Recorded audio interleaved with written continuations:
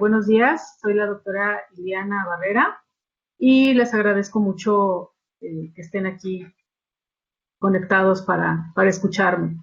Eh, en la plática del día de hoy que voy a compartirles, pues como seguramente ya están viendo en sus pantallas, si alguien me puede confirmar si está viendo en su pantalla la presentación de manera correcta, se los agradecería. ¿Qué tal, doctora? Sí, sí se ve muy bien. Muchas gracias. Muchas gracias, Manuel, muchas gracias a todos. Bueno, pues entonces, como ustedes ya están viendo en la pantalla, el título es Revalorizando Residuos Industriales. Si en algún momento la conexión de internet, mi conexión de internet se hace lenta, voy a tener que apagar el video, pero bueno, aquí sigo con ustedes. Y bueno, pues vamos a empezar en materia.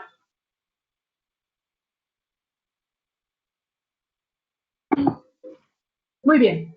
El contenido de la plática del día de hoy es, primero vamos a definir qué es un residuo agroindustrial, vamos a clasificarlos, vamos a ver su composición, las fuentes, la caracterización, los requisitos para revalorizar y las conclusiones. Al final de la presentación, con mucho gusto puedo contestar sus inquietudes, dudas, comentarios, con mucho gusto lo hago. Entonces, comenzando, ¿qué es un residuo agroindustrial? De acuerdo a la Comisión Europea, a la Unión Europea, un residuo agroindustrial es la fracción biodegradable de desechos y productos de residuos de origen biológico provenientes de la agricultura, la silvicultura, industrias relacionadas con estas, incluyendo la pesca, la acuacultura, también como la fracción biodegradable de los residuos municipales y de la industria. Todo eso son residuos agroindustriales. Desde lo que nosotros producimos en nuestras casas, la basura, la mal llamada basura orgánica, que realmente son residuos, hasta lo que producen las grandes empresas que procesan alimentos, como la que ustedes gusten y manden, ¿no? Sigma, la que ustedes quieran, ¿no? Ahora bien, ¿dónde están esos residuos agroindustriales? Si bien en todo el mundo se procesan alimentos, se cultivan cosas, se tienen distintas industrias agroalimentarias, la mayor parte de los residuos agroindustriales están en estas partes del mundo. Como ven, nosotros los de abajo, los países de abajo, somos los que afortunadamente tenemos una biodiversidad muy grande y por lo mismo procesamos muchas cosas y generamos muchos residuos. En América Latina, los países que más residuos generan son Argentina, Brasil, Centroamérica, Chile, bueno, Centroamérica como región, Chile, Colombia, Ecuador, México y Perú. Un ejemplo de esto es Argentina. Argentina está produciendo mucho aceite de soya y ese aceite de soya lo está exportando para producción de biodiesel. Producto de este procesamiento de la soya, pues también queda cascarilla y queda pasta de soya que pues, se puede utilizar en otras cosas. Brasil, pues Brasil es un país enorme y megadiverso, igual que nosotros. Una de sus industrias más fuertes es la producción de biocombustibles. En particular caso de Brasil es el etanol, el bietanol. Ellos lo producen a partir de caña de azúcar, y pues derivado de esta pues, también hay residuos que tratar y que trabajar.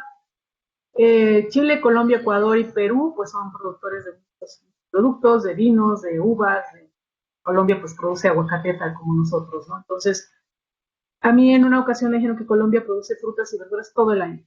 Todo el año produce. Nosotros todavía tenemos ciertas estacionalidades para producir ciertas cosas, pero los colombianos todo el año son afortunados de tener frutas y verduras. En México, ¿qué hay? De acuerdo a un estudio de la Zagarpa del 2015, y traté de actualizar esta información, pero desafortunadamente como no encontré un reporte parecido al que les estoy presentando en esta diapositiva. En México principalmente producimos residuos de maíz, no es sorpresa, trigo, paja de sorgo, frijol, arroz, cebada, soya, cáscara de algodón, melaza, puntas y bagazo de carne. Eso es lo que nuestro país principalmente producen residuos. Esto no quiere decir que no produzca otros. Esto quiere decir únicamente que son los que en mayor porcentaje o en mayor tonelaje se producen. Hay muchos otros y dependen de cada región de la que estamos hablando en nuestro país. Por ahí vi que alguien se conectó de San Luis Potosí, me parece, y seguramente ahí la generación de residuos será distinta a la que tenemos aquí en Jalisco, que es donde nosotros estamos, y será distinta a Veracruz, que es otro de los estados que tienen una producción agrícola importante. Seguimos con esto.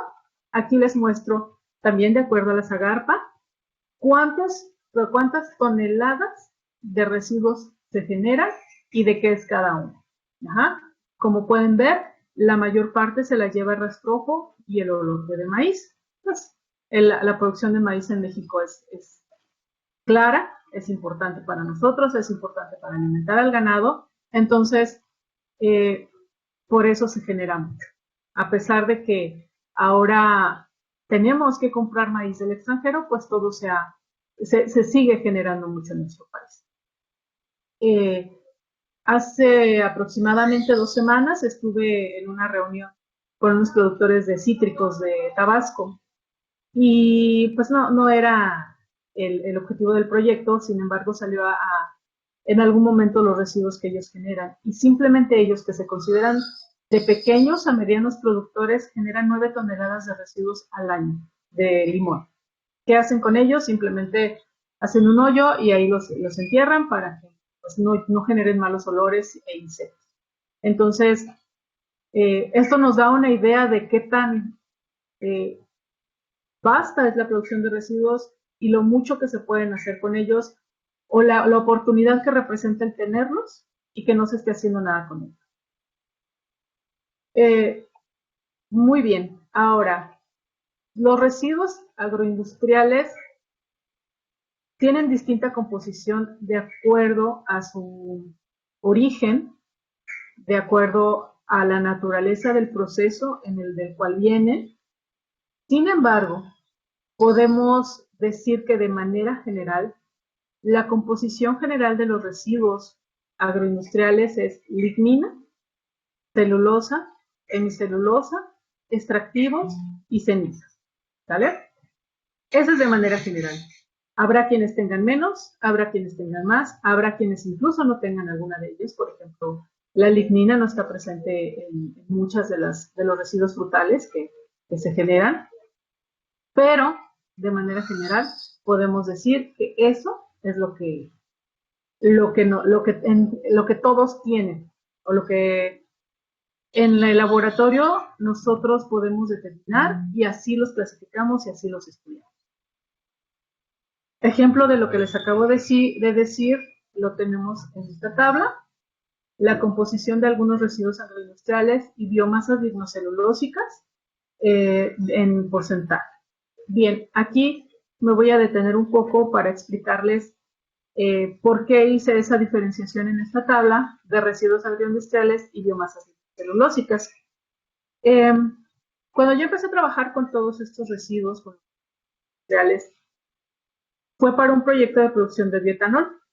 En este proyecto trabajé con muchos tipos de residuos agroindustriales, pero también trabajé con biomasas lignocelulósicas. Las biomasas lignocelulósicas son aquellas que provienen de actividades maderables y que están, y algunas otras actividades agroindustriales, pero que están destinadas a la producción de algún biocombustible en particular. Los residuos agroindustriales, como yo lo pongo en esta tabla, son todos aquellos que vienen de la industria alimenticia. Al menos así es como yo los englobo, como yo los clasifico, porque las características de cada uno de ellos los mete ahí, ¿no? Por ejemplo, las biomasas lignocelulósicas tienen un porcentaje de lignina más alto que los residuos agroindustriales. Y eso, para trabajar con ellos, para ver qué opción tenemos para revalorizar, es muy importante. Entonces, por eso hago esta distinción. Vemos ahí, por ejemplo, la madera dura y la madera suave y el porcentaje de lignina que tiene. La cáscara de las nueces, los pastos, y el sorgo dulce. Las maderas suaves, los pastos y el bagazo, en particular esos, son residuos lipocelulósicos. El sorgo dulce ni siquiera se puede considerar un residuo, pero sí se considera un cultivo energético que es utilizado para la producción del etanol. Los pastos también son un cultivo energético, no son residuos de pasto, son pastos crecidos y cultivados para este propósito. La cáscara de las nueces sí es un residuo agroindustrial, la cascarilla de arroz es un residuo agroindustrial, el salvado de trigo también lo es, aunque a veces nosotros comemos, ¿verdad? Así, el rastrojo de maíz y el bagazo de carne. Como pueden ver aquí en esta tabla tenemos residuos agroindustriales, biomasa lignocelulósica y cultivos energéticos. El porcentaje de lignina, celulosa y hemicelulosa de cada uno de ellos, pues ustedes lo pueden ver en la tabla, ¿no? Por ejemplo, vámonos con un residuo, con una biomasa lignocelulósica, madera suave. La madera suave tiene este porcentaje de lignina, mientras que los pastos tienen apenas este porcentaje. El sorgo también es bajito en cuanto a lignina. Y vámonos ahora a ver un residuo agroindustrial, el rastrojo de maíz. El rastrojo de maíz también tiene una baja cantidad de lignina. Y la porcentaje de celulosa y hemicelulosa, pues en general es similar en todos esos. Muy bien. Ahora bien, vamos a empezar a hablar en particular de cada uno de estos compuestos. Una de las principales cosas que tenemos que hacer para trabajar con los residuos agroindustriales es conocerlos muy bien, saber qué composición tienen y además de saber de qué composición tienen, saber qué tan fácil va a ser trabajar con ellos. En mi experiencia les puedo decir que el que tenga poca lignina, y ahorita, de una vez les digo, el que tenga mucha o poca lignina, en ocasiones nos habla de qué tan fácil o qué tan difícil va a ser poder revalorizarlos. Sin embargo, no necesariamente se centra solo en su contenido. Hay muchas veces que tenemos lo que nosotros que trabajamos con residuos agroindustriales llamamos lignina recalcitrante. La lignina recalcitrante, aunque sea poquita, es muy difícil quitarla, es muy difícil removerla o es muy difícil modificarla de tal manera que podamos recuperar lo que a nosotros nos interesa como objetivo de revalorización. Entonces, aunque tenga poquita, si es recalcitrante, si es muy difícil de manejar, vamos a tener problemas. Por otro lado, si es mucha, pero es más fácil de trabajar, es más sencilla de remover o más sencilla de modificarla químicamente, vamos a tener mayor posibilidad de éxito a la hora de obtener la molécula o a la hora de hacer lo que queramos hacer al momento de revalorizar. ¿Vale? Entonces, no significa que poco sea bueno y que mucho sea malo, sino tenemos que conocer qué tan compleja es la red que la lignina hace en esa especie o en esa planta o en ese residuo que estamos trabajando. La lignina viene del latín lignum, que es madera. De manera general, les puedo decir que la lignina es la responsable de darle la rigidez a una planta. Esa es la lignina. Porque es un biopolímero que, como ustedes ya vieron en la diapositiva anterior, conforma la pared celular, conforma de un 5 al 30% de la pared celular. Está conformada por 3 moléculas principales. Es el halcón fumarílico, coniferílico y sinapílico. Estas 3 moléculas están unidas y están en proporciones aleatorias. Es decir, no hay X% de este, X% de este y X% de este, sino es aleatorio y depende de cada especie. La lignina forma un entretejido con la celulosa y la hemicelulosa. Entonces, si llegamos a tener interés en recuperar la celulosa y la hemicelulosa para hacer lo que ustedes gusten y manden después, pues tenemos que remover esa lignina. ¿Vale? ¿Para qué sirve? ¿Qué hago con ella? Porque el objetivo de revalorizar es obtener moléculas que nos interesen a nosotros para vender, para utilizar, para reutilizar. ¿Qué puedo hacer yo con la lignina? ¿La lignina es mala? No, la lignina no es mala, al contrario.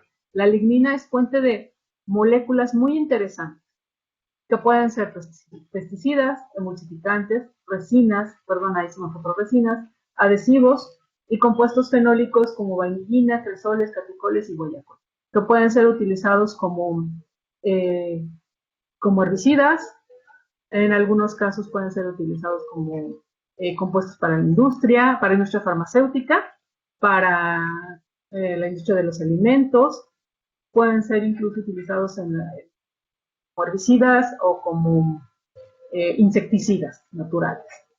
Sin embargo, y todos estos procesos que les pongo acá son los procesos que tenemos o que se proponen o que ya están en reportados para tratar y trabajar con la lignina. Procesos redox, procesos ácido-base, procesos térmicos y procesos biológicos. Ajá. O hay incluso quienes trabajan con la combinación de estos procesos para la recuperación o la remoción de la lignina. Todos ellos tienen sus pros y sus contras y la elección de cuál hay que usar va a depender de lo que ustedes quieran lograr con la lignina. Ajá. Ahí está estos procesos y lo que podemos obtener de cada uno de ellos, ¿vale? El siguiente compuesto del que me gustaría hablar es de la celulosa. La celulosa es el principal componente de las paredes celulares, es el polímero o el biopolímero base abundante de la naturaleza, constituye una fuente inagotable o casi inagotable de glucosa, y creo que la glucosa pues ya es una molécula que al menos hemos oído hablar de ella, ¿no? Si no es porque estamos inmersos en este mundo de la biotecnología, o de los procesos, o de la química, o de la cocina incluso, o de los estudios de laboratorio, ¿no? Que vete a medir la glucosa para saber si no tienes diabetes, que tristemente está tan de moda, ¿no? Entonces, esta es una molécula con la cual estamos un poquito más familiarizados. La celulosa es un polímero compuesto por glucosas unidas por un enlace beta 1 glucosídico. En esta imagen lo que traté de ilustrarles es de dónde y cómo viene la glucosa, ¿no? Aquí está una pared celular, tenemos las fibras de celulosa, microfibras, y aquí en todo esto está la celulosa. Y aquí vemos que es un polímero de glucosa, unidos igual aparte del enlace beta 1,4 glucosídico, por puentes de hidrógeno. Esto hace un poquito más complejas las estructuras, hace un poquito más complejos los enlaces, pero pues bueno, bendita la naturaleza, así está diseñado, ¿no? Esta, otra vez, es la ejemplificación de lo que es la celulosa, es un polímero de glucosa, unidos por enlaces beta 1,4 glucosídicos y también estabilizado por puentes de hidrógeno. ¿Para qué sirve? ¿Qué puedo hacer con ella? Bueno, los usos clásicos de la celulosa, lo que ya sabemos es pues madera, es papel, el papel en el cual escribimos nosotros pues es celulosa, fibras naturales para la ropa, nitrocelulosa, acetato de celulosa, excipiente para fármacos, ingrediente de alimentos, medio filtrante para jugos. En aplicaciones biomédicas también se utiliza la celulosa como en injertos de piel o cosas así, como protector, como capas protectoras para estos injertos. Pero además, también podemos usarlo como un ingrediente de medio de cultivo, no la celulosa como tal. Aunque hay casos en los que sí, cuando los microorganismos tienen capacidad para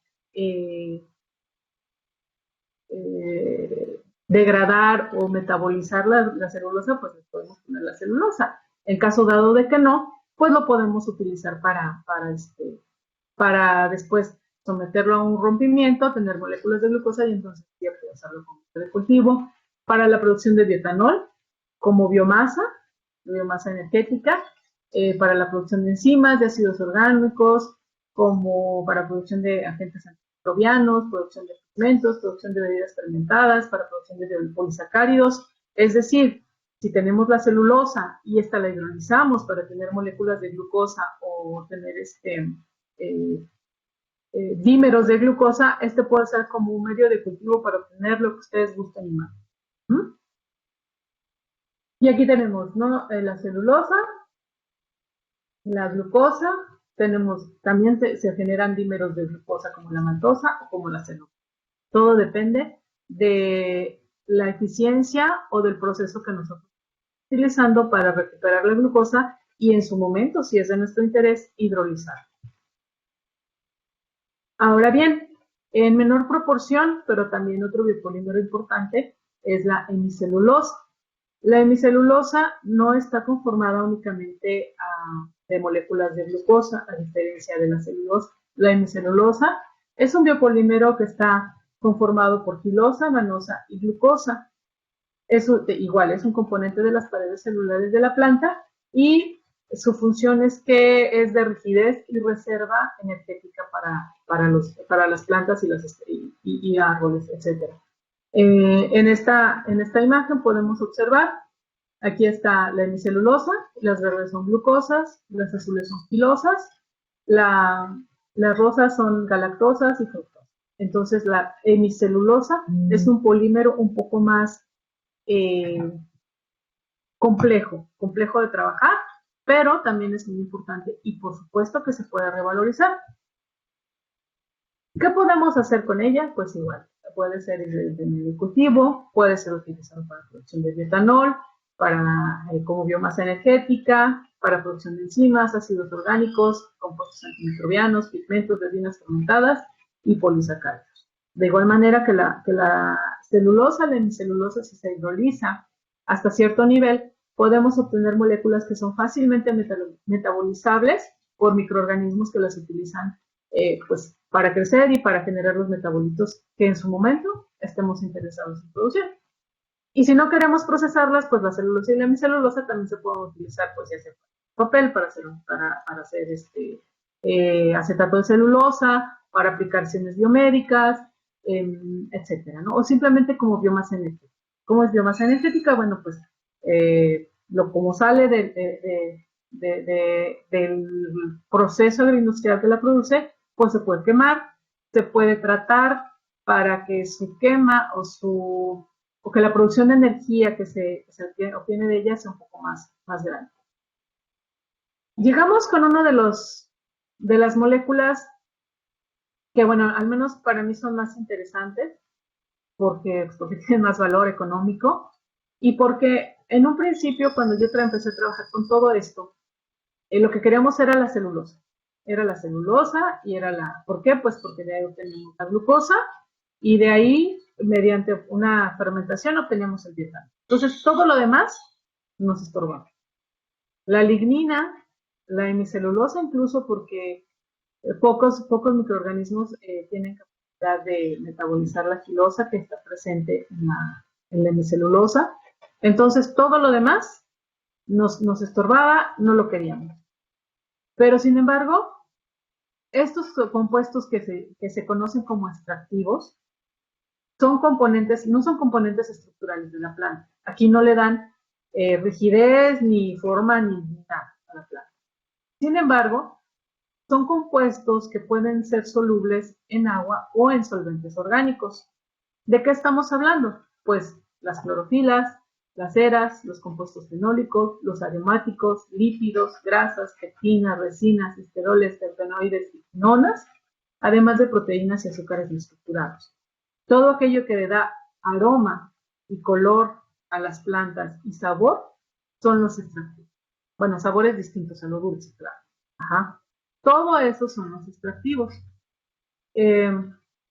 Seguramente algunos de ustedes, si están familiarizados con esto de las plantas y los extractivos, ya sabrán que de aquí también se obtienen muchas moléculas que tienen efectos sobre la salud, ¿no? Estamos hablando de compuestos fenólicos, de antocianinas, de flavonoides, de compuestos antioxidantes, compuestos que tienen capacidades antiinflamatorias. Entonces, todo eso son los extractivos. Una de las vertientes de la revalorización es recuperar esos extractivos y proponerlos como suplementos, complementos o incluso fármacos para tratar ciertos padecimientos. El camino para lograr que un extractivo de un residuo agroindustrial se convierta en un fármaco, pues es largo, ¿no? Pero pues bueno, de que se puede, se puede. Entonces, todo esto, todos estos son los extractivos.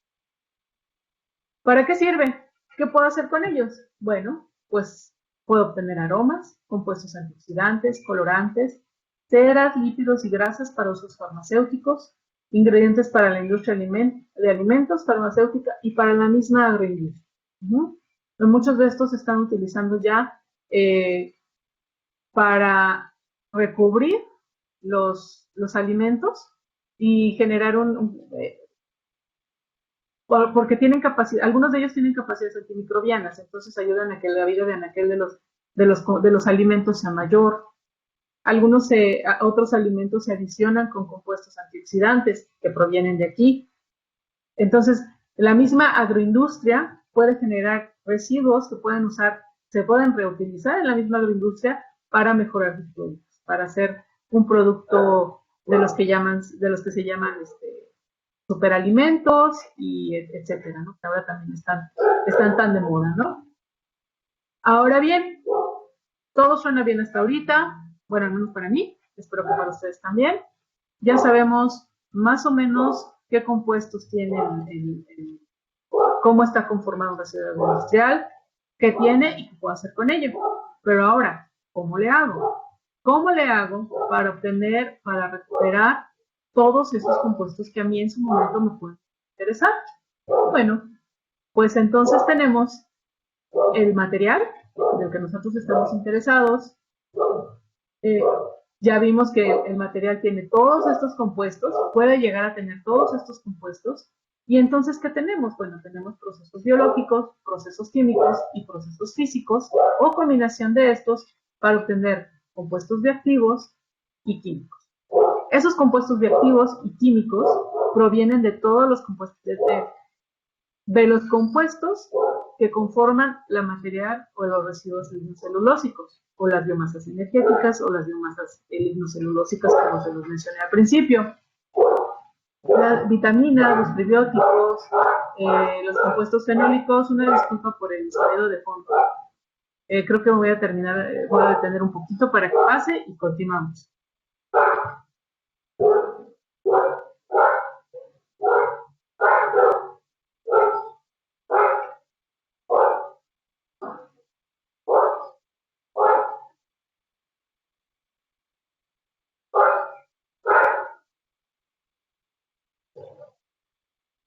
Bueno, disculpen. Entonces, estos compuestos, pues son básicamente los extractivos.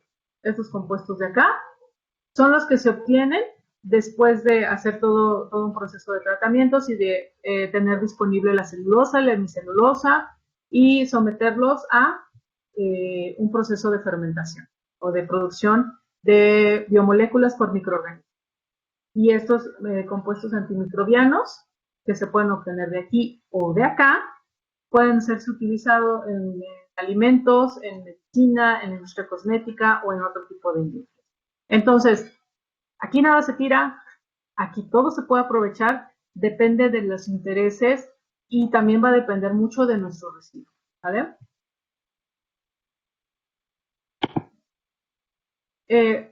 De manera más cercana vamos a empezar a hablar de estos procesos. Un proceso de revalorización de residuos tiene varias etapas, porque pues como ya lo vimos, la composición del residuo puede ser tan compleja o tan sencilla, depende de la naturaleza del residuo. Casi siempre tenemos que empezar por lo que en esta cuestión de revalorizar conocemos como un pretratamiento. Tenemos el residuo, hacemos un pretratamiento. ¿Para qué nos sirve un pretratamiento?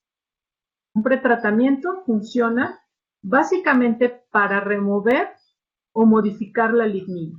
¿Ah? Si nuestro trabajo o si nosotros nos interesa quitar la lignina o más bien recuperar la lignina para obtener de ella las moléculas de interés que les mencioné, bueno, pues entonces nos enfocamos en el pretratamiento, recuperamos la lignina y dejamos el resto o lo podemos pasar también a otros procesos para obtener lo demás, para recuperar lo demás. Existen o hay una clasificación en donde se consideran 4 tipos de pretratamiento: biológico, químico, físico y combinado. El biológico básicamente está dado por acción de hongos, por acción de las enzimas que tienen los hongos de la podredumbre blanca, café y la podredumbre suave. Estos son básicamente los que encontramos en los árboles que están caídos en los bosques, en las plantas que murieron, o también en los vertederos de residuos orgánicos, ¿no? Cuando vamos al campo, cuando vamos caminamos por un vertedero o incluso en nuestra casa, cuando ya se está echando a perder la comida, pues empezamos a ver hongos. Esos hongos son los de la podredumbre café o de la podredumbre suave. Los de la podredumbre blanda son siempre los blancas, son los que encontramos con maderas. Los pretratamientos químicos son aquellos en los que usamos ácidos, álcalis, ácidos orgánicos, líquidos iónicos o líquidos o compuestos que provocan la oxidación de la lignina. Recuerden que el pretratamiento tiene como objetivo principal remover o modificar químicamente la lignina. Los físicos, pues son los que a lo mejor estamos un poquito más familiarizados con ellos, son la molienda, la extrusión y el ultrasonido, ¿no? La molienda, pues sabemos que tenemos que cortar la madera para que sea más eficiente su quemado. No es lo mismo poner un tronco completo que poner el tronco partido en determinado número de pedacitos, ¿no? O sea, su combustión será más eficiente. La extrusión, bueno, ahí interviene el calor para remover o modificar químicamente, modificar la lignina, ¿no? Y el ultrasonido, bueno, estas son de las técnicas más modernas, por así decirlo, más actuales, y también son muy eficientes para modificar o remover la lignina. Y los métodos combinados. Hay quienes trabajan con el método biológico, pero también con un método químico, o con un método físico y un método químico.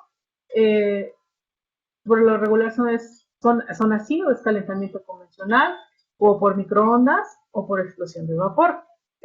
Por ejemplo, en el microondas se utilizan el principio que todos conocemos en el microondas de nuestra casa, que es aplicar energía de alta potencia para que las moléculas del compuesto de lo que estamos trabajando ahí se caliente, y entonces se remueve la lignina. Para que sea más eficiente se utilizan en algunas ocasiones compuestos ácidos o compuestos o bases para poder remover de manera más eficiente la lignina. Entonces ahí ya estamos combinando el calor con, bueno, más bien la aplicación de una energía que provoca calentamiento con la acción química de un compuesto. Ese es el primer paso cuando estamos trabajando con revalorizar.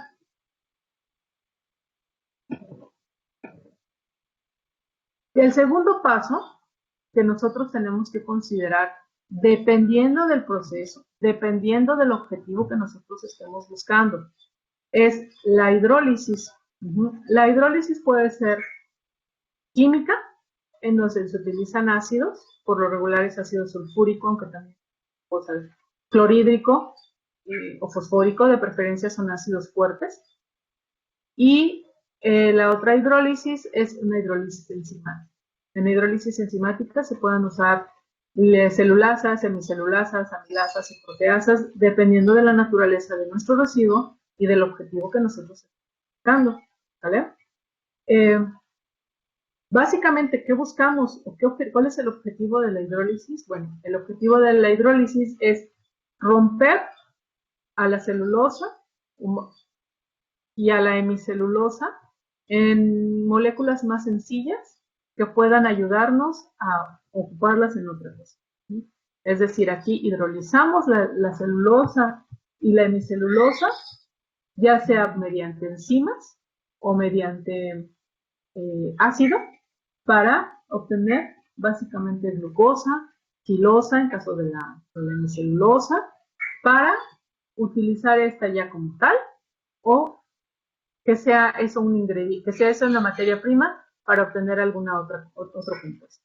¿Sí? Entonces, tenemos el pretratamiento, después tenemos una hidrólisis y después ya vamos a decidir nosotros lo que queramos. Si, insisto, si nuestro objetivo es recuperar la lignina, pues entonces nos enfocamos en un pretratamiento. Si mi objetivo es obtener este tipo de moléculas para llevar a cabo después un proceso fermentativo, entonces, pues entonces nos vamos con un pretratamiento, pero nuestro interés va a estar en la hidrólisis. Si nuestro objetivo es revalorizar la lignina, pero también revalorizar la celulosa y la hemicelulosa, bueno, pues entonces también tenemos que poner atención en los dos procesos, en el pretratamiento y en la hidrólisis. En caso del pretratamiento existen muchos, todo dependerá de lo que nosotros queramos hacer. De la hidrólisis, pues igual, ¿no? También depende qué es lo que tú quieras, qué es lo que vayas a hacer con el producto de esa hidrólisis. Aquí les quise poner el tratamiento, el proceso completo, que es el general para revalorizar, por así decirlo. Un pretratamiento donde lo que queremos es modificar la lignina o removerla. ¿Ah?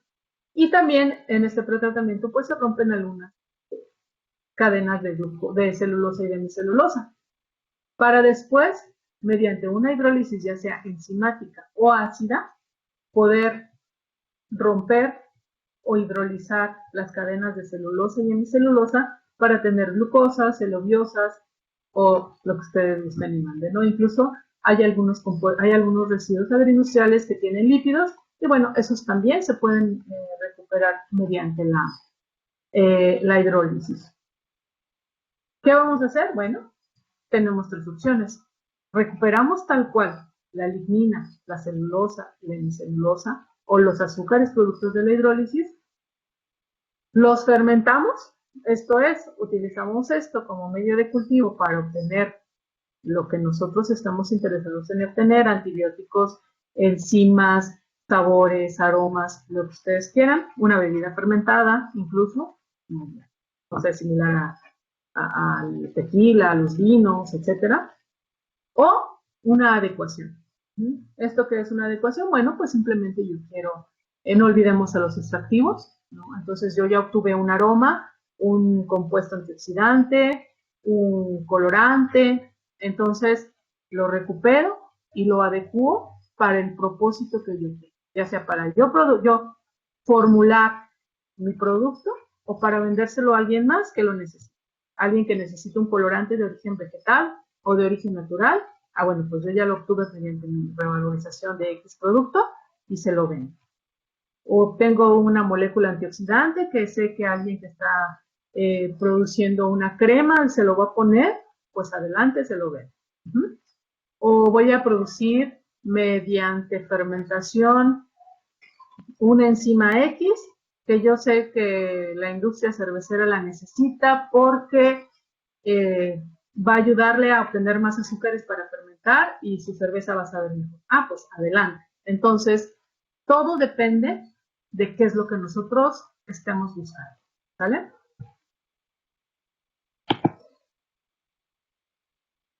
Ahora bien, también les dije que una de las cuestiones más relevantes o más importantes que nosotros tenemos que conocer o tenemos que saber es quién es nuestro residuo, cómo está conformado. Necesitamos saber, o es conveniente saber cuánta lignina tiene, cuánta celulosa, cuánta hemicelulosa, qué compuestos bioactivos o qué extractivos podemos obtener o podemos encontrar en ese residuo. ¿Por qué? Pues porque eso nos va a decir qué potencial tiene, a dónde podemos llegar con él, qué podemos hacer con él, podemos hacer algo, no podemos hacer nada, etc. Nosotros, la caracterización que hacemos de los residuos agroindustriales en el laboratorio es una doble hidrólisis ácida. Esta hidrólisis ácida se lleva a cabo en 2 pasos. El primer paso es una hidrólisis ácida al 72% con ácido sulfúrico. Este se hace durante 1 hora a 121 grados.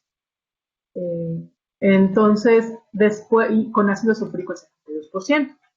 De esa primera parte de la hidrólisis podemos saber cuánta lignina soluble, insoluble, lignina total y azúcares totales tenemos en nuestra muestra, en nuestro residuo.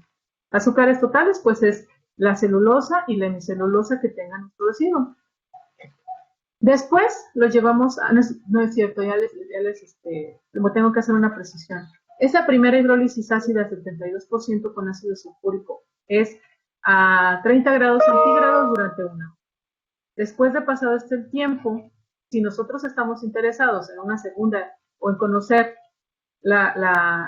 más a fondo nuestro residuo, bueno, entonces llevamos a cabo una segunda hidrólisis ácida con ácido sulfúrico al 4%. Esta sí se lleva a cabo a 121 grados centígrados por 1 hora. ¿Qué conocemos aquí? Bueno, aquí ya vamos a tener oportunidad de hacer azúcares totales, azúcares reductores y un perfil de carbohidratos. ¿Esto qué es? Bueno, los azúcares totales siguen siendo la hemicelulosa y la celulosa, pero ya hidrolizada. Esta segunda hidrólisis nos sirve para romper la glucosa y la celulosa y la hemicelulosa. Y entonces vamos a saber cuántos azúcares reductores tenemos. Los azúcares reductores, de manera general, podemos decir que son aquellos que para nosotros, o nosotros así lo vemos, son aquellos que pueden ser fácilmente fermentables por los microorganismos que trabajamos. Pero, si aún me interesa más conocer qué azúcares tenemos en nuestro residuo, o qué azúcares podemos obtener de ahí, entonces podemos hacer un perfil de carbohidratos. En este perfil de carbohidratos, pues ya podemos hacer cuánta glucosa, cuánta maltosa, gilosa, etcétera, ¿sale? ¿Cuántos dímeros?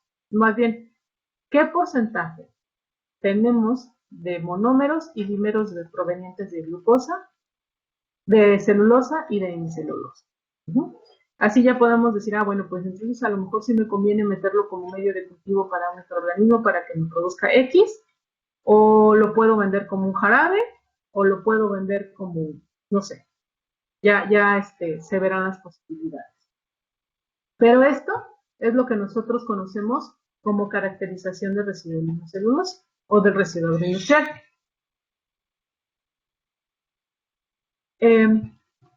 Los métodos o los equipos que nosotros utilizamos en el laboratorio para conocer todo esto es básicamente fotometría, colorimetría y HPLC. Esos son los equipos, los métodos que utilizamos en el laboratorio para conocer todo esto, ¿no? La lignina, los azúcares totales, que son la celulosa y la hemicelulosa que tienen nuestro residuo, el perfil de carbohidratos, que sabremos cuáles son y cuánto hay de cada uno de ellos, su concentración. Los azúcares reductores que tenemos son glucosa, fructosa, maltosa y celulosa. Entonces, de todo eso podemos saber cuánto hay en nuestro residuo. Ya lo vamos a conocer. Vamos a saber qué potencial puede tener para ser revalorización.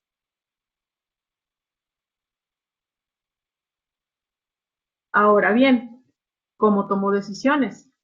¿Qué es lo que puedo hacer con él? Uno de las cuestiones que más importan a la hora de revalorizar es cuánto produzco. ¿Vale? ¿Cuánto tengo de mi residuo? 1 tonelada, 9 toneladas, como los productores de los cítricos. Pues nada más produzco como 2 kilos, nada más produzco como 10 kilos, ¿no? Entonces, ¿cuánto tienes? Porque de eso dependerá el cuánto vas a ganar. Y a lo mejor te das cuenta que no, que una opción que tú habías pensado, a lo mejor, no sé, meterlo para obtener un medio de cultivo, para producir una enzima, me va a costar más me va a resultar más costoso montar toda la tecnología que la ganancia que voy a tener con el residuo. ¿Vale? Pero si produzco, no sé, a lo mejor 10 kilos de X residuo, no, vamos a poner un ejemplo. Si produzco 10 kilos de malta de cerveza, porque yo tengo una cervecería artesanal y pues me está empezando a ir bien y entonces tengo residuo de malta. El residuo de malta, que es uno de los que con los que he trabajado, es un muy buen residuo para rebatir. Entonces, pero no produzco tanto ahorita, pero en un futuro lo hago, pero ahorita nada más produzco 10 kilos. ¿Qué puedo hacer con él? Ah, bueno, pues eso es muy importante saber. ¿Cuánto voy a producir de este residuo? ¿O cuánto estoy produciendo de este residuo? Mi residuo está sujeto a temporal. Esto es, sobre todo para residuos agroindustriales que vienen de la agricultura, ¿no? La caña, el maíz, el sorgo, el trigo, todo eso se produce por temporal. Incluso las frutas.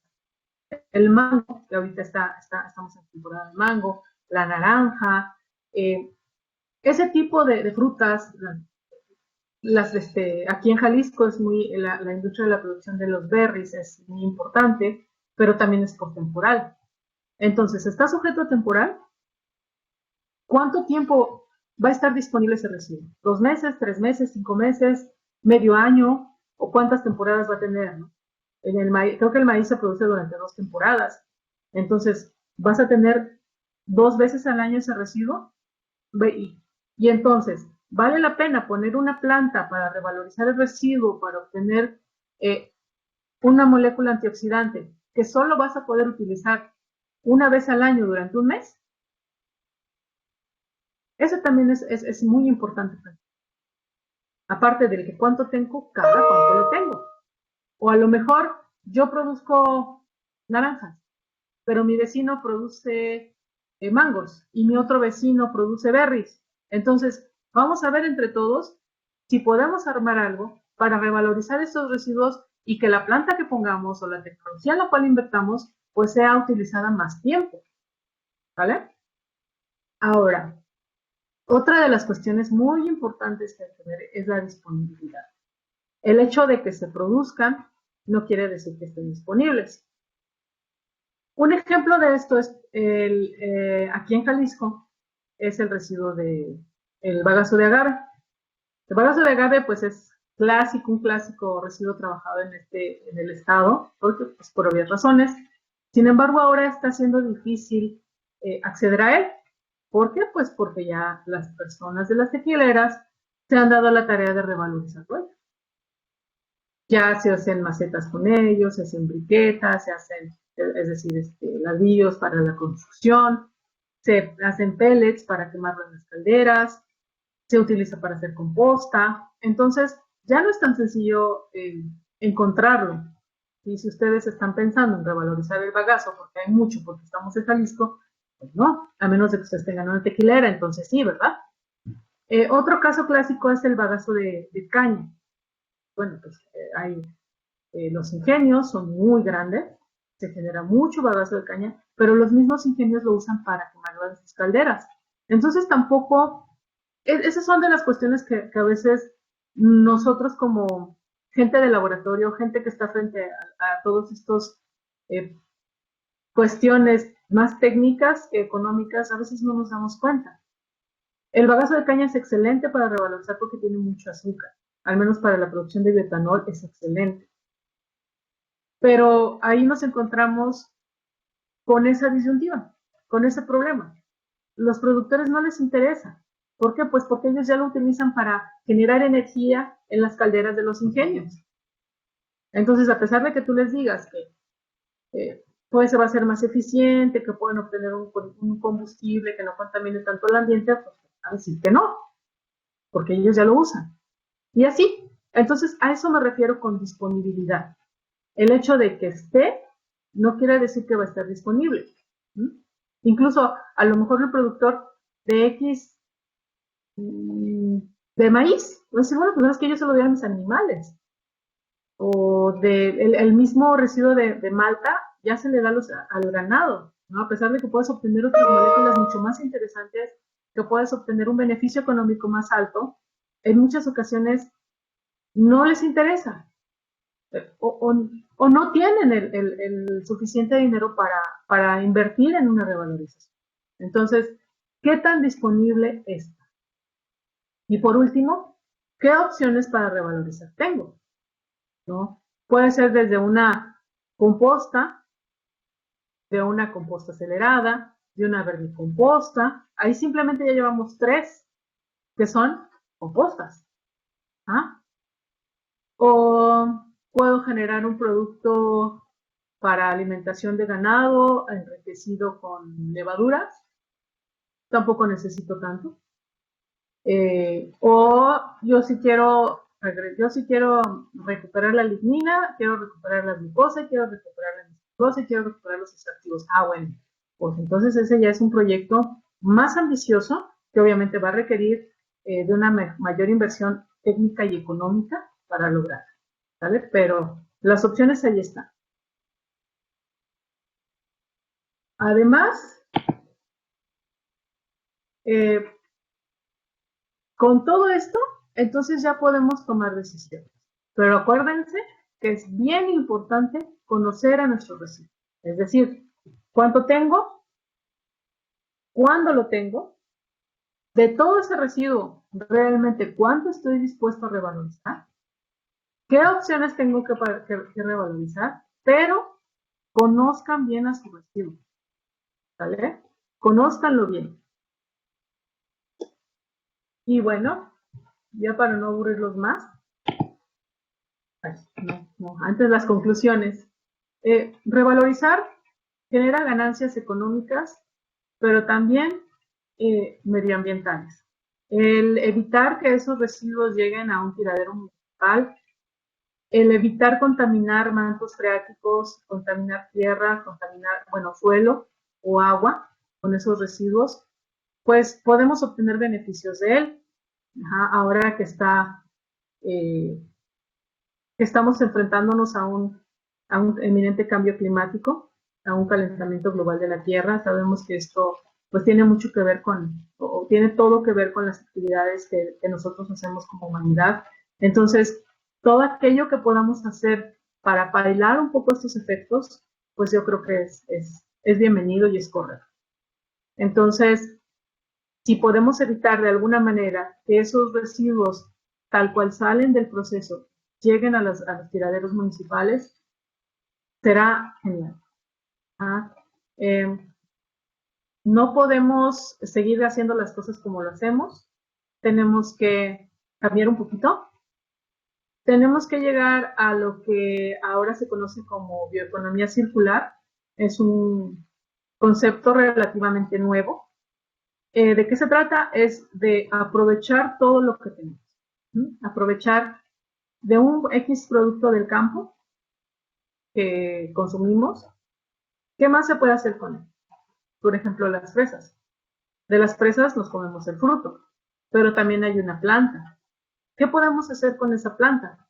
Simplemente cuando llega la temporada de fresa, pues empiezan a recolectar los frutos, se acaba la temporada de fresa y esa planta ya llegó a su madurez necesaria, la quitan y vuelven a poner plantas nuevas. ¿Qué hacemos con esa planta? Simplemente la vamos a tirar, la podemos compostear, la podemos procesar para obtener otras cosas de ella. Tiene moléculas antioxidantes, tiene compuestos de interés. ¿Qué podemos hacer con ella? Bueno, pues entonces la tratamos y vemos qué sacamos de ella. Simplemente el hacer una composta, ya estamos cerrando un ciclo, le estamos regresando a la tierra algo que nos dio. Estamos enriqueciendo a la tierra para después tener mejores productos. Algo así es la bioeconomía circular. La bioeconomía circular se trata de, mediante opciones biológicas, biotecnológicas y lo más amigables con el medio ambiente, hacer que X producto se consuma en su totalidad. Obtener el mayor beneficio que se pueda de él, pero bajo la premisa de utilizar opciones que sean amigables con el medio ambiente. Conocer nuestro residuo es vital y creo que he hecho mucho énfasis en esto a lo largo de la plática. Es muy importante conocer nuestro residuo. ¿Por qué? Porque ese conocimiento nos va a asegurar, o a lo mejor no nos va a asegurar el éxito, pero sí nos va a acercar mucho a tener éxito a la hora de revalorizar. ¿Vale? Si no sabemos quién es nuestro enemigo, ¿cómo podemos atacar? ¿No? En este caso yo diría, si no sabemos quién es nuestro amigo, pues cómo podemos utilizar o ayudar. Tener conciencia de las opciones para revalorizar. ¿Cuánto? ¿Qué opciones tengo? ¿Cuáles son las más convenientes para mí? Por lo regular a mí no me gusta hablar de mejores y peores porque pues, ahí entramos en muchos conflictos, ¿no? ¿Cuál es la más conveniente para mí? De todas esas, ¿cuál me llama más la atención? ¿Cuál puedo utilizar incluso para mi beneficio? Ese es tener conciencia de las opciones para revalorizar. Saber el grado o nivel de inversión que podemos hacer. La inversión que podemos hacer no es la misma, o la inversión que se tiene que hacer no es la misma si vamos a hacer una composta que si vamos a hacer una fermentación para obtener un antibiótico. Entonces, ¿hasta dónde quiero llegar? ¿Cuánto puedo invertirle a esto para revalorizar el residuo que alimento? Creo que eso es muy importante saberlo. ¿Quién es? ¿Qué puedo hacer con él? Y de todo lo que puedo hacer con él, ¿qué realmente estoy dispuesto a hacer? O puedo hacer, ¿no? Porque a veces no se trata nada más de intención o de ganas, sino, pues, obviamente, también cuánto puedo invertir para revalorizar, ¿vale?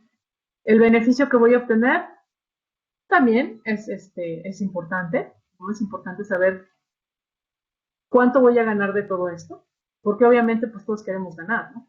Y no les voy a decir, no revalorice nada más porque, pues, va a ayudar al planeta. No, pues sí, pero yo qué gano, ¿no? Desafortunadamente, pues todos tenemos que comer, ¿no? Entonces, entiendo que todas las actividades productivas tienen que ser eso, productivas.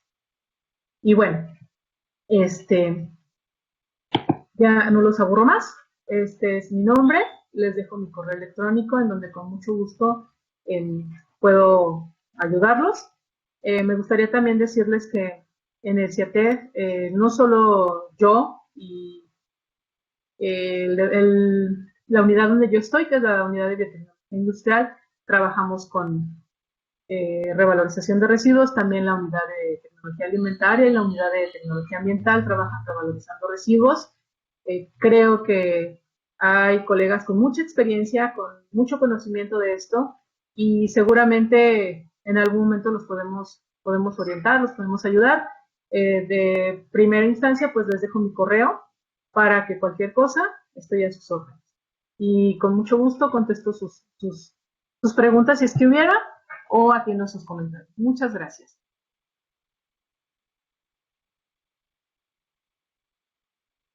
Gracias, doctora. Muchísimas gracias por su participación. Hay varias preguntas, de hecho no hay una, hay muchas preguntas que están en el chat. No sé si les parece bien que las vayamos leyendo o en su defecto que quienes estuvieron haciendo las preguntas y las escribieron aquí de buena manera, pues para no olvidarlas, si nos ayudan a abrir su micrófono y hacerla verbalmente. No sé qué les parezca. Sí, a mí me gustaría escucharlos, en medida de lo posible me gustaría escuchar quién es quien está preguntando y la pregunta. Gracias.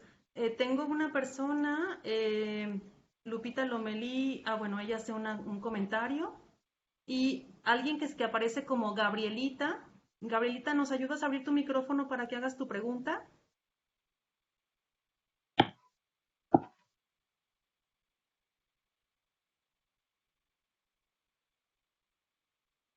Ya no está Gabrielita, ya está. ¿Ya está?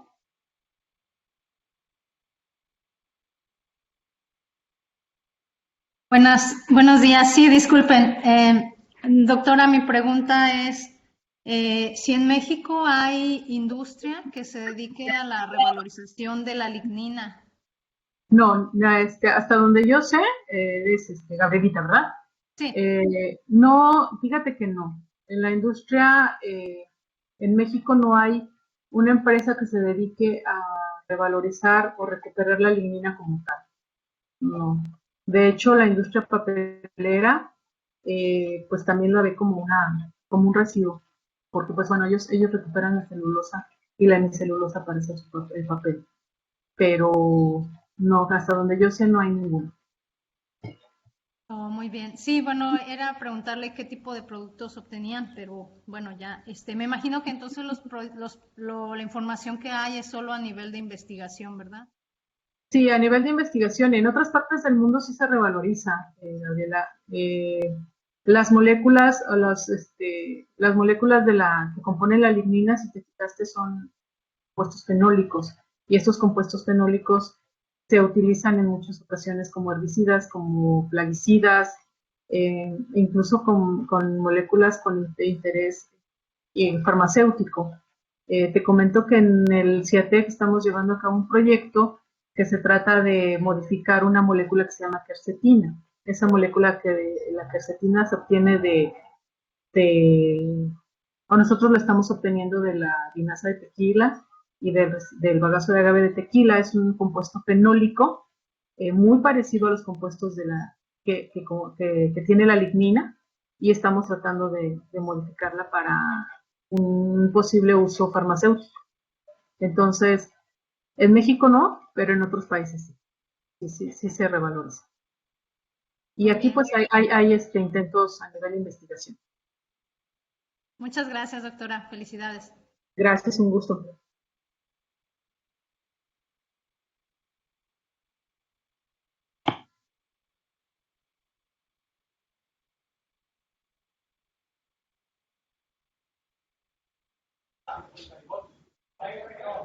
Doctora, yo tengo dos preguntas. Habla Jorge Montalvo. ¿Qué tal, Jorge? Adelante. Sí, gracias. Mira, una tiene que ver con el tema de pensando en revalorización de residuos y economía circular. Eh, Ujú.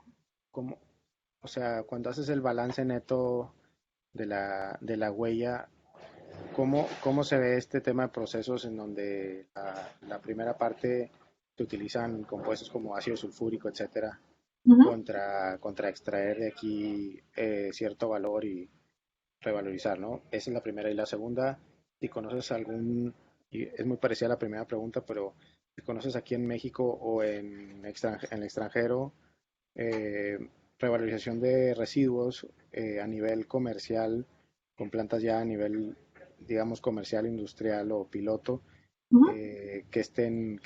por ejemplo, extrayendo compuestos bioactivos. Si lo han visto económicamente factible ya a un nivel posterior al laboratorio, una escala un poco mayor.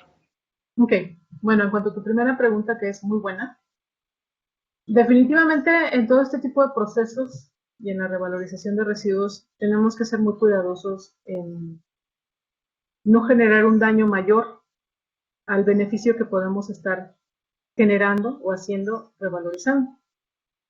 Eh, de hecho, mi experiencia más grande revalorizando es con producción de biocombustible, ahora con producción de bioetanol. Una eh, de los peros que le ponen al bioetanol es, uno, vamos a gastar más energía produciendo el bioetanol que la energía que se va a producir con el bioetanol mismo. Y dos, de todo ese proceso, ¿qué daño ambiental vas a hacer? Porque como bien tú lo indicas, en los pretratamientos usamos ácidos, usamos bases, usamos compuestos que pues no son nada amigables con el medio ambiente. Entonces, al momento de revalorizar, cual sea el objetivo, que sea o cual sea el producto que tú quieras obtener, debemos tener mucho cuidado en ese sentido. Una opción es hacerlo vía biológica, que son las más amigables con el medio ambiente. Desafortunadamente, a veces los rendimientos que se obtienen con estos métodos no son tan buenos como los que tienen con los métodos químicos. Entonces es ahí el pero. Pero creo que es muy importante que se estudie esto, ¿no? Ver la huella de carbono, ver la huella de agua, ver los beneficios ambientales que se van a tener al revalorizar y que no, en lugar de estar generando un beneficio, estamos generando un perjuicio, un daño más grande. Sí se está haciendo, sí se toma en cuenta. En muchos procesos ya se están haciendo estudios de huella de carbono, de huella de agua y análisis de ciclos de vida para asegurarnos de esto, ¿no? Para asegurarnos que el efecto ambiental sea positivo. Ahora, en cuanto a tu segunda pregunta, sí, a nivel mundial, ya hay plantas productoras de diferentes cosas, de diferentes compuestos, diferentes productos, que a nivel incluso industrial ya, o sea, ni siquiera piloto, industrial. Te puedo hablar de producción de biodiesel, producción de bioetanol, que lo siento, pero es en el campo en el que yo más he desarrollado, que a partir de residuos se están generando estos biocombustibles. Sé que hay empresas de pesquera que están recuperando pues estos compuestos de ácidos grasos que tienen beneficios en la salud, los recuperan de sus residuos del procesamiento del pescado, de los pescados, sobre todo sabes, en los países donde hay atún, donde hay salmón, que son el tipo de especies que tienen muchos benéficos. Entonces, ese es un ejemplo, pero sí, a nivel mundial ya hay muchos casos en los que sí se recupera. Incluso en México también hay algunas industrias de alimentos que recuperan, por ejemplo, de las cáscaras de la naranja la pectina o los colorantes, ¿no? Pero son pocos, pero sí los hay. ¿Qué tan rentable es? Pues ahí sí no sé, porque no conozco sus números, pero me imagino que si ellos están, o lo hicieron, si ellos están haciendo ese proceso, montaron esos procesos, es porque reciben algún tipo de beneficio económico, tiene que salir positivo al final del día, ¿no? Debe haber ganancia seguramente.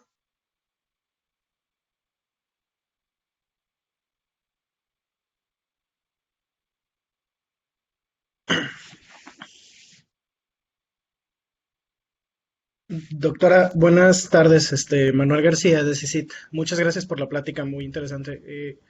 Una Gracias. duda a su punto de vista, ¿dónde está actualmente, bueno, para el ecosistema de Jalisco y del país en general, dónde están los mayores retos? Y, o sea, para poder aplicar ya este tipo de tecnologías, a lo mejor a escalarlas a otros procesos agroindustriales, además de lo que bien comenta del agave, que ya se están aplicando mucho, y de la caña de azúcar.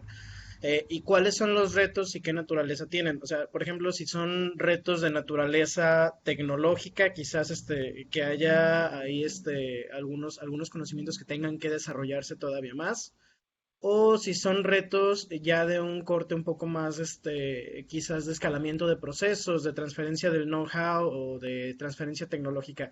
¿Dónde le parece a usted que podríamos, quizás, mejorar o incrementar la utilización de este tipo de sistemas de economía circular en el Estado?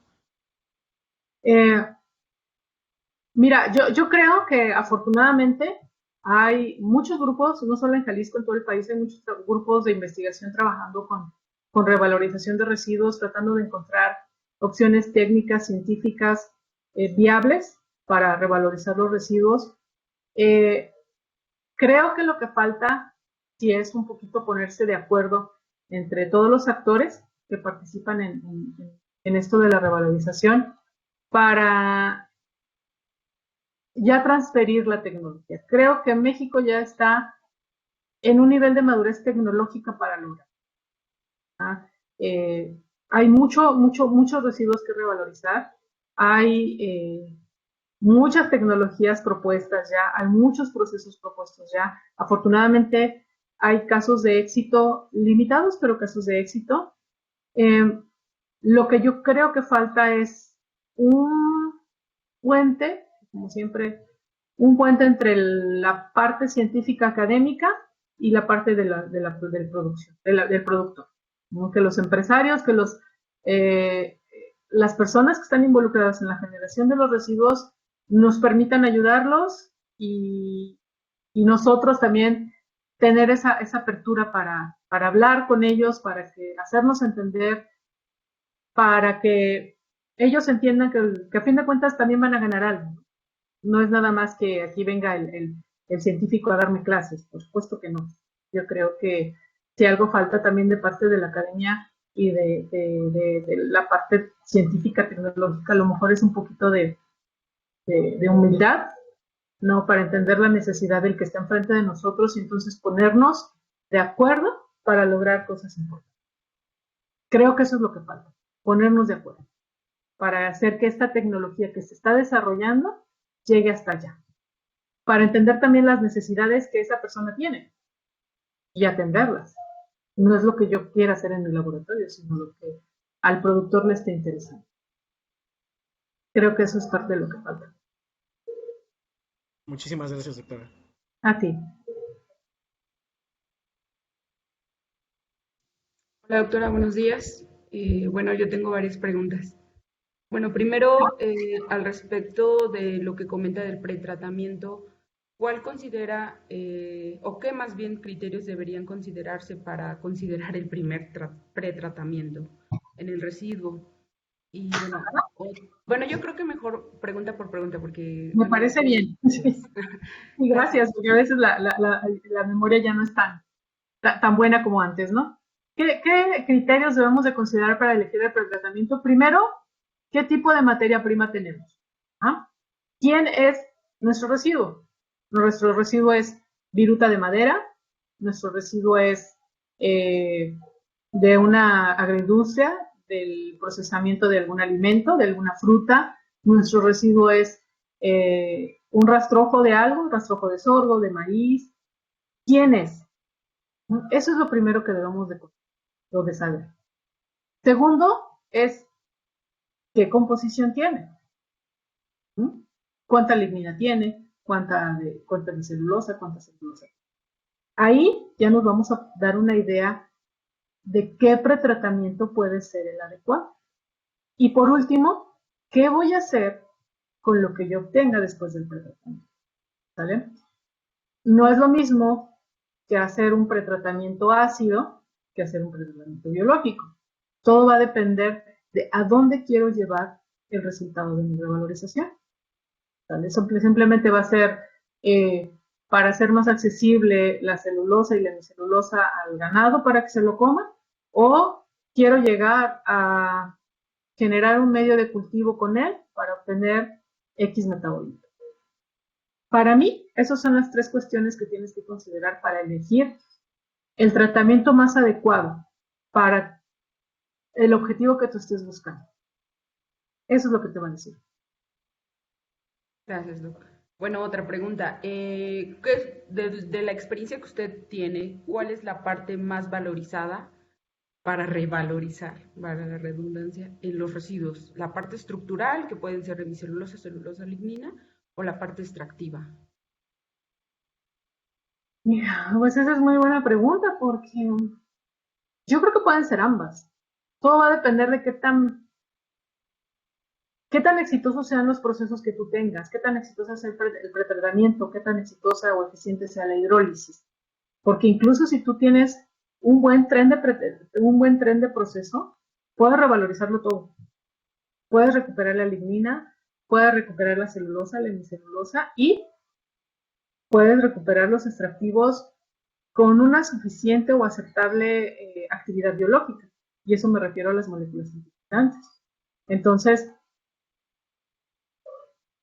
el beneficio económico o qué es mejor, eso sí creo que es muy complejo decirlo, porque si tú me dices, bueno, entonces yo voy a recuperar la hemicelulosa y la celulosa y la voy a hidrolizar para producir mediante fermentación un antibiótico, bueno, pues los antibióticos son caros, ¿no? O incluso voy a producir con eso, voy a tratar de crecer un microorganismo que produce interferón, ¿no? A lo mejor estoy diciendo tonterías, pero que se puede, se puede, ¿no? ¿Con qué calidad o con qué rendimientos? Bueno, será otro cantar.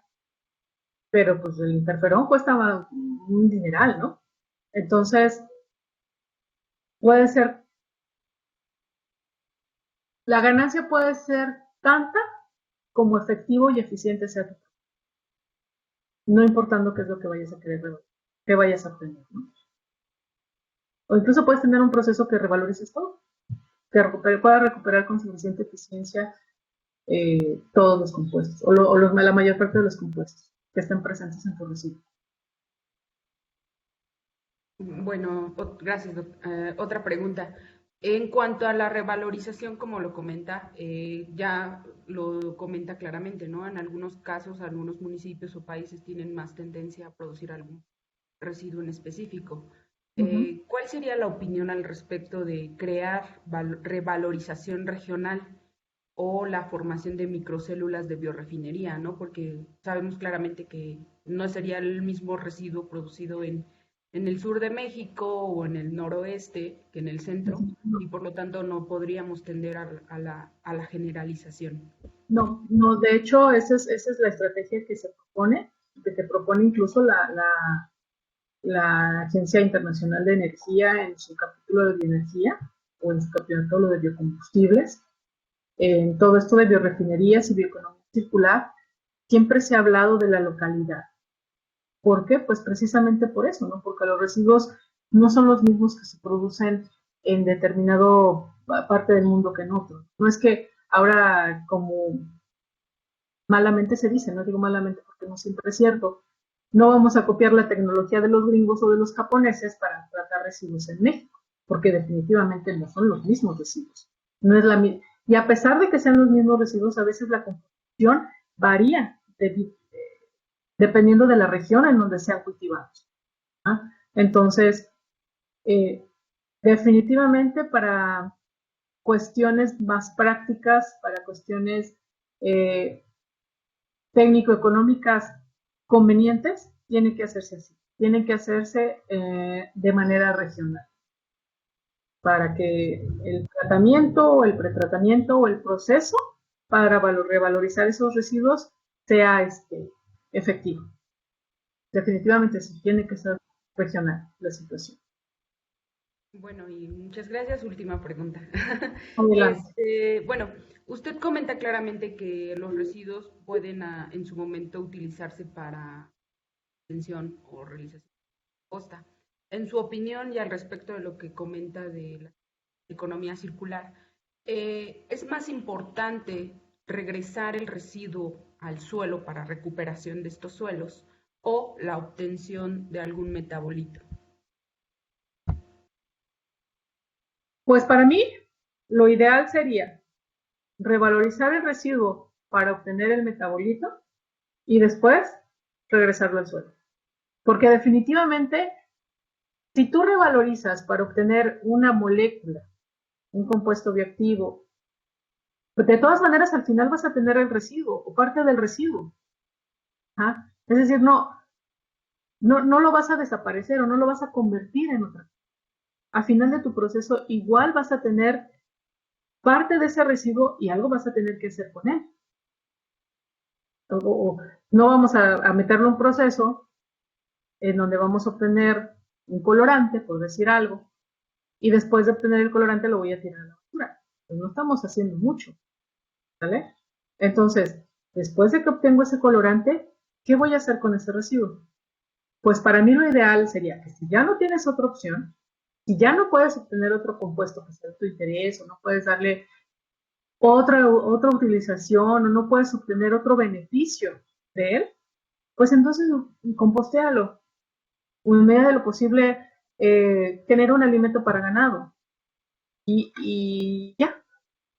Y entonces contribuyes a cerrar este ciclo del que se trata la bioeconomía o la economía circular. Para mí eso sería lo ideal. Muchas gracias, doctora, y pues A ti, muchas felicidades. te lo agradezco.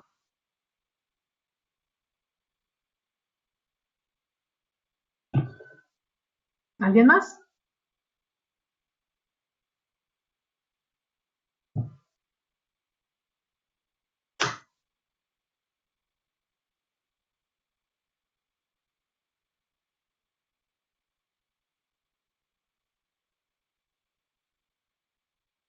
Yo quisiera hacer una pregunta. ¿Se escucha mi audio? Sí, Tobito.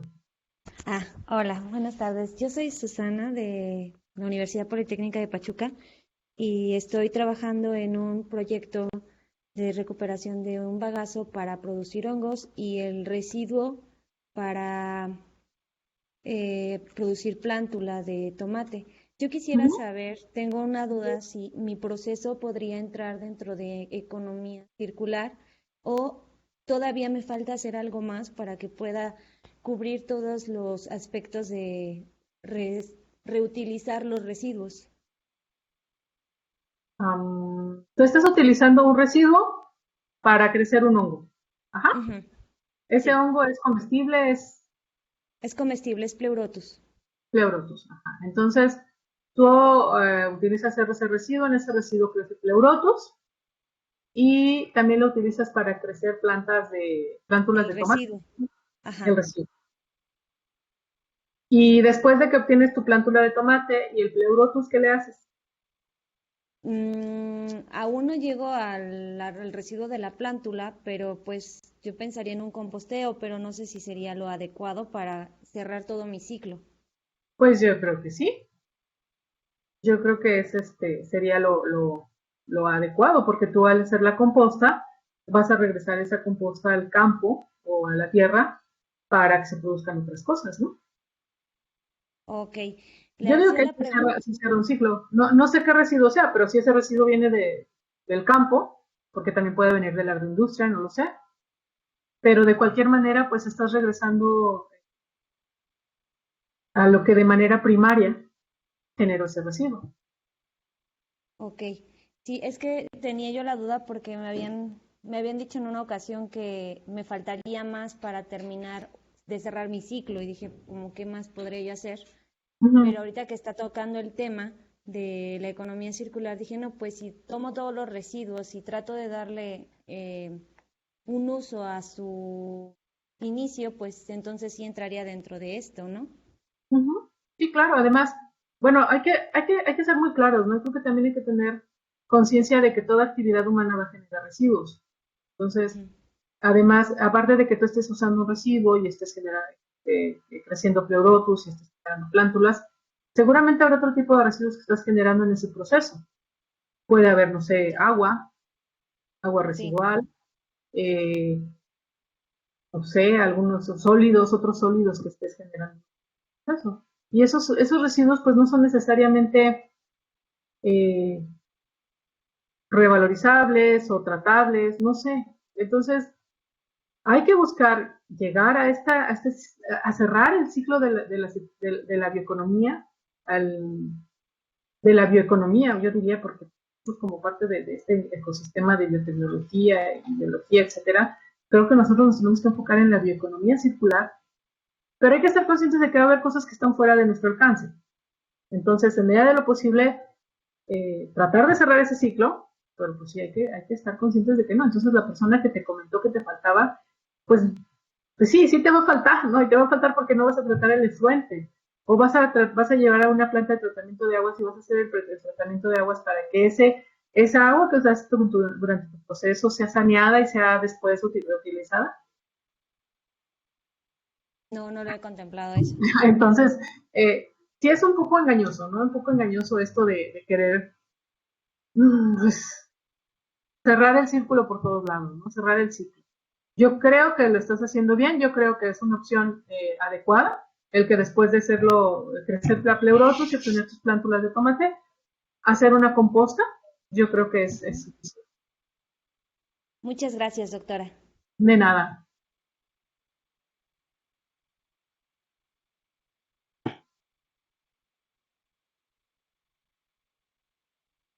¿Alguien más que quiera hacer alguna pregunta? Adelante, por favor. Buenas tardes. Mi nombre es Maribel García. Doctora, muchas gracias por su presentación. Y quisiera preguntarle si en este momento usted sabe de alguna industria o algún grupo de trabajo que esté trabajando con la valorización de residuos agroindustriales de mango. De Pues porque mango. sí, Pues mira, ahí en el CIATEC, en la unidad Zapopan, donde yo estoy, está el grupo de tecnología ambiental y me parece que hay un par de investigadoras que están trabajando con revalorización de mango, sobre todo de la cáscara y de la semilla. Ah, ok. Sí, sí, sí, si te interesa, mándame un correo y Claro yo que sí. te escribo, te digo quiénes son. Bueno, muchas gracias, doctora. ¿No hay de qué?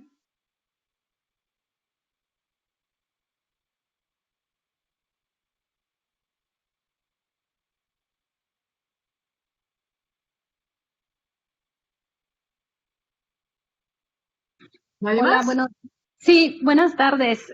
Hola. Muchas gracias, doctora Ileana, por su interesante plática. Yo soy Lilian Chell y quisiera preguntar, si un municipio, por ejemplo, está interesado en desarrollar, pues, una plantita piloto para la revalorización de residuos y podría tener el contacto con ustedes, ¿no? ¿Tendría un costo para este municipio la transferencia de tecnología y la asesoría? Sí, Lilian, desafortunadamente, pues, así son las cosas. Sí, sí tendría un costo. Eso, pues ya lo ve más la parte de transferencia, de la Oficina de Transferencia de Tecnología de CAT. Pero sí, sí tendría un costo. Pero pues bueno, yo te invito a que te acerques con nosotros y pues ver qué opciones hay. Ah, ok, correcto, correcto. Muchas gracias, doctora. Ahí tiene usted su ¿No? correo, yo le escribo. Claro, claro, adelante, con gusto. Muy amable, gracias. Buenas tardes. Buenas tardes.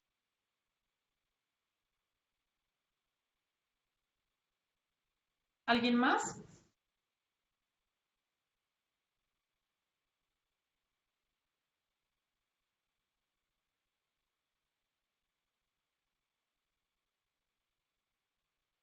Osvaldo, no sé si ya hizo su pregunta.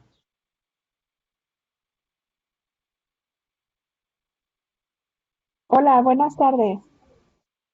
Buenas tardes.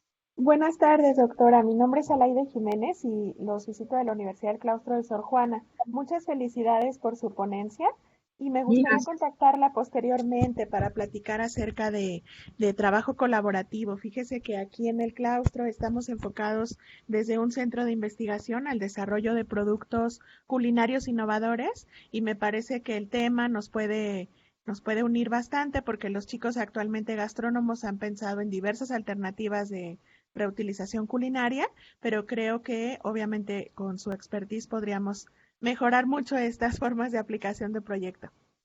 le agradezco mucho el generoso en sus comentarios y un gusto. Encantada de trabajar con el claustro. Muchas gracias. Felicidades. Gracias. ¿Alguien más?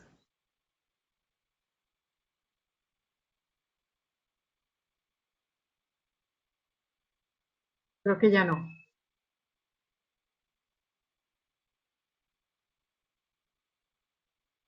No, doctora, parece que ya no hay preguntas. Ah, Osvaldo, creo que acaba de volver a ingresar. Osvaldo, ¿nos escuchas? No, creo que no. Creo que A abandonó lo la llamada. mejor tiene algún problema con su conexión porque en el chat comentaba que tenía una pregunta. Más quisiera ver si logra entrar, pero no, ¿verdad? No, al parecer no está. Creo que no.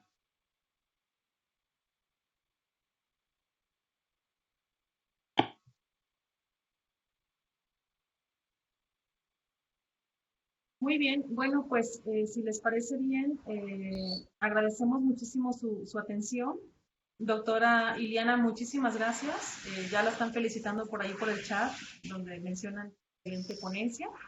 Y bueno, no nos queda más que agradecerles a ustedes también por su paciencia, por estar en esta plataforma en la que de pronto pudiera haber algunas fallas de sonido y demás. Comentarles que esta ponencia, como ven, se está grabando, así es que muy pronto estaremos haciéndoles llegar a sus correos electrónicos esta misma grabación para que la vuelvan a revisar, o muy seguramente en nuestras redes sociales las podrán encontrar en nuestra red de YouTube. Yo estaría comentándoselos. Nuevamente, muchísimas gracias a todos. Doctora Iliana, muchísimas gracias, muchas felicidades. Gracias por su tiempo y Gracias. su preparación. Y bueno, cualquier cosa, ya la doctora está compartiendo su correo electrónico, o de lo contrario, pues está el mío, que es educación.continua, que es a donde nos hemos estado comunicando. Que tengan muy linda tarde y muchísimas gracias por todo. Gracias, doctora. Cuídese mucho. Al contrario, gracias a todos. Gracias por su atención. Un gusto y bonito fin de semana.